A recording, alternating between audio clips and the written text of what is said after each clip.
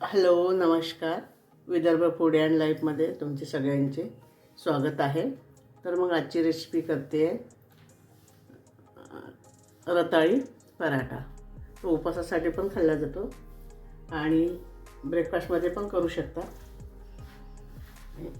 त्याच्यासाठी 2 रताळे घेतलेले आहे मी. त्याला मी कुकरला शिजवून घेते.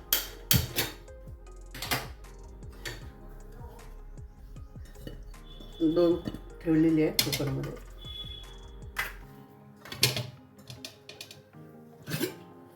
त्याच्यामध्ये थोडं पाणी घालून घ्यायचं आणि 2 शिट्या करून घ्यायच्या. कुकरला लावून घेतलेल्या 2 शिट्या करून घेते आणि थंड झाले की मग आता मी कढई तापवून घेतली आहे. आपण पराठे करणार रताळ्याचे, त्याच्यासाठी शेंगदाणे भाजून घ्यायचे आणि छान कूट करून घ्यायचा. थंड झाले की थोडे भाजून घ्यायचे छान आणि थंड झालं की मिक्सरला वाटून घ्यायचं. बारीक पावडर करून घ्यायचं पराठ्यासाठी लागणारं.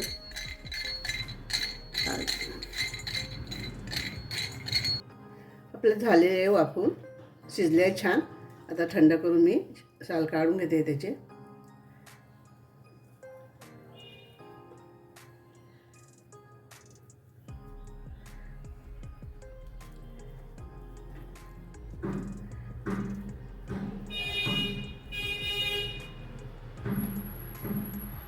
शिलटे काढून घेते पूर्ण सगळ्यांचे.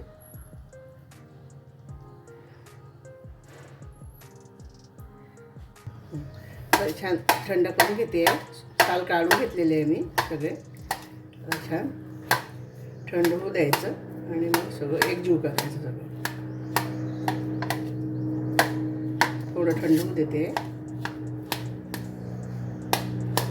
मग याचे सगळे पीठ मिक्स करायचे.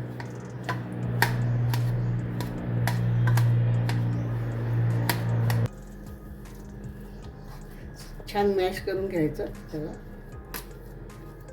मी 1 रताळी घेतलेली आहे. तुम्ही क्वांटिटीनुसार घेऊ शकता जास्त.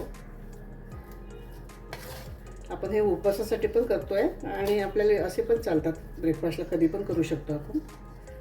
उपवासालाच केलं पाहिजे असं काही नाही, कधी पण करू शकतो आपण. मी आता 2 चम्मच दाण्याचा कूट घालते नाही. हे राजगिरा पीठ आहे, 2 चम्मच घातलेलं आहे मी.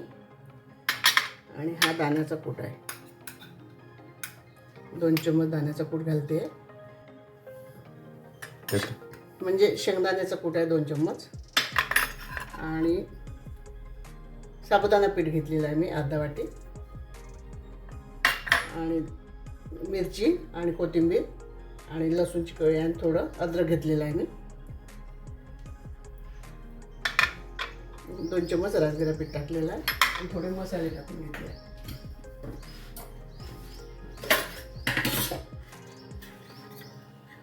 थोडं धने पावडर घालायचं अर्धा चम्मच. थोडं लाल तिखट घालायचं, तशी मी मिरची घातलेली आहे. आणि जिरं पावडर.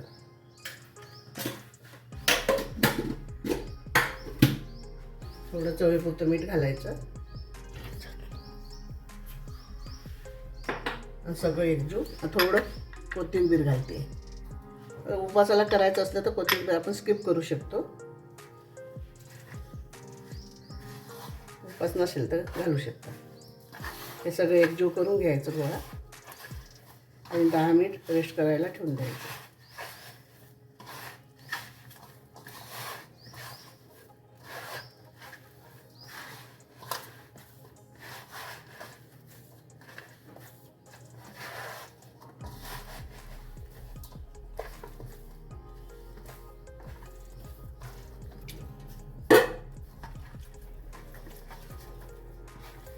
थोडं घट्टसर वाटलं थोडं पाणी लावायचं, खूप नाही.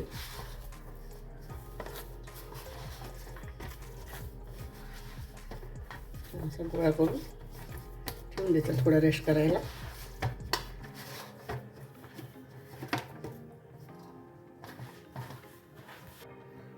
मी त्याच्या त्याच्यामध्ये मिरची वाटली होती तेच भांडं घेतलेलं आहे. त्याच्यामध्ये कोथिंबीर घालते, चटणी करून घेते आणि एक मिरची घालते, थोडं खोबरं आणि थोडे शेंगदाणे घालते चटणीसाठी.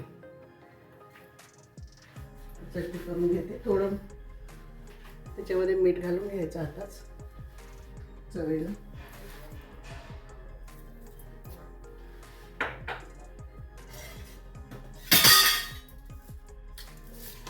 आणि थोडी साखर घालून घेते.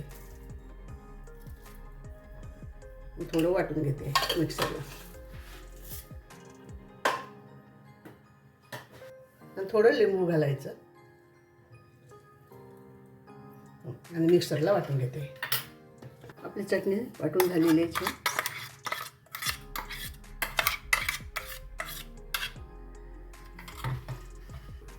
आता पराठा लाटून घेऊया आपण.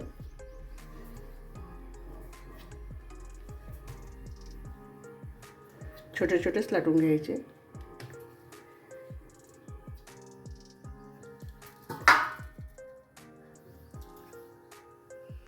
आता तवा तापलेला आहे आपला.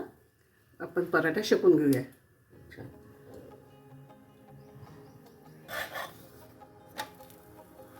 थोडं तूप लावून घ्यायचं दोन्ही बाजूला.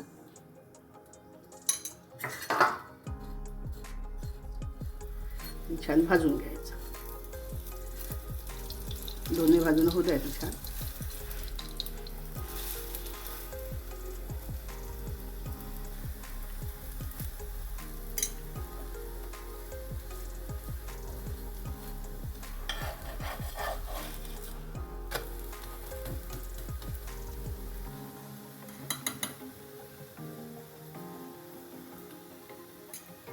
छान खमंग भाजून घ्यायचं दोन्ही बाजूला. आपला पराठा तयार. उपवासाचा पराठा आहे आपला हा.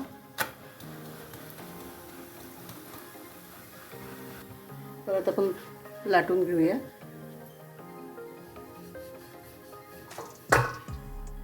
अशाप्रमाणे सगळे लाटून घेते मी.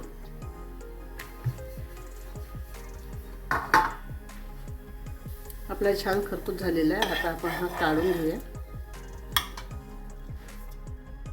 दुसरा भाजून घेऊया छान. आपले पराठा झालेला आहे. आपण सर्व केलेले आहे. आता छान डिश तयार.